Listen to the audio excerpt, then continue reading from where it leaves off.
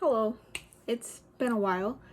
Um, yeah, I kind of stopped uploading videos pretty abruptly, and if you saw the other videos, I did mention a couple times that Benny was not doing so great and that he was getting a little bit old and we were noticing some health issues.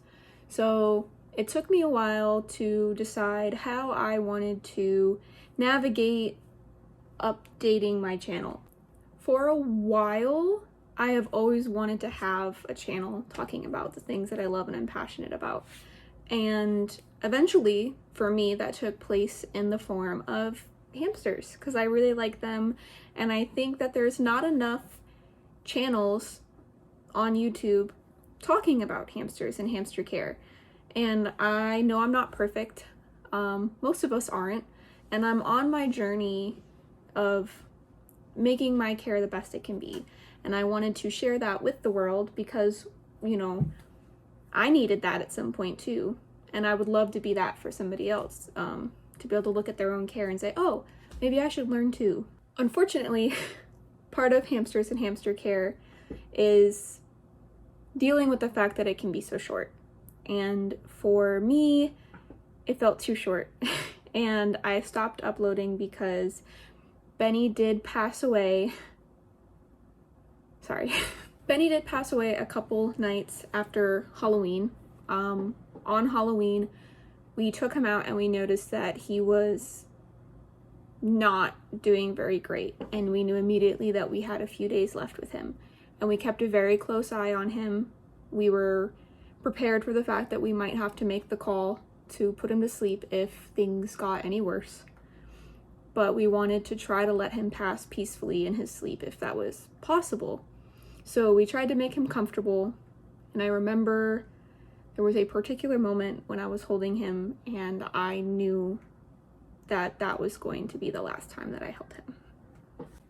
Anyways, all that to say, Benny is no longer with us, and for me that was really hard, but it's been a few months now and I wanted to make a video. I didn't know how to do it because making a tribute video didn't quite feel right because I'd only uploaded a couple videos, so it's not like the internet knew of him for very long. But I also didn't just want to come on here when I was still emotionally unstable and crying. And I also just didn't know how to navigate it. So I guess I just kind of wanted to talk about what that's like for me, grieving the loss of a hamster. It can be very hard. For me, I don't really own the house that I live in. So I don't really have a yard or a place that I feel like I could do a burial because I would like to keep them with me. So for me, cremation is usually what I do. And you can find information about that by looking up like your local vet's office. You can call them and see if they offer it. If you already have your exotic vet, you could just go there first. That's what I did. And they were very, very kind, very, very helpful. So when his ashes came in, I did the same thing I did for my first hamster, and I have like a cube organizer area where I had my first hamster's ashes and his favorite hide together, and his favorite toy, and that's just kind of like my spot to remember. So I did the same thing for Benny. His little green hide with the little ears on it. He liked that one a lot, so I went ahead and I set that aside with his ashes and just a couple little things that make me think of him, and that's where he is now. So the hardest part of this is naturally what comes next, right? For me, I really like hamsters. I know that I will eventually have another one, but I like to make sure that I pace it out, and I don't ever want a new pet to feel like they replace an old pet. I think that's very important for me, is to make that distinction. So I knew I definitely didn't want to get another hamster until I felt like I had really mourned and grieved Benny the way I needed to. I feel like I'm at that point now, and I do have my name on a waiting list, and that will be happening at some point. I'm not going to rush into it though. But I do also want to say, like, if you have lost your hamster and you're struggling with what to do, the answer is do what feels right.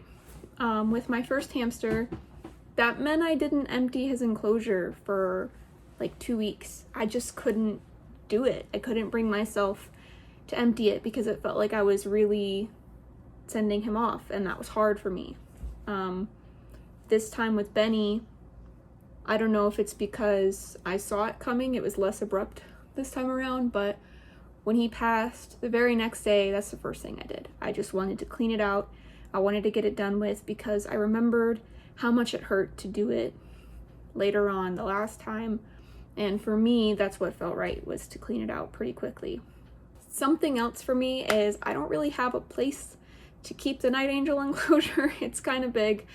So I turned it around and had it face the wall because for me it was too sad to have an empty enclosure just kind of staring at me for a while. That made it a little bit harder.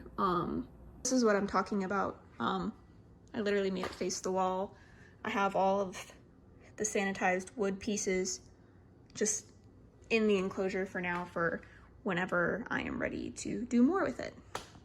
Anyways, you could say this is a pretty low effort, low editing video. I just wanted to get it out in the open and air it out because it's been weighing on me, thinking about, you know, I don't want to just abandon this channel, but when I do eventually get another hamster, I don't want to just start talking about a new one without addressing what happened with Benny.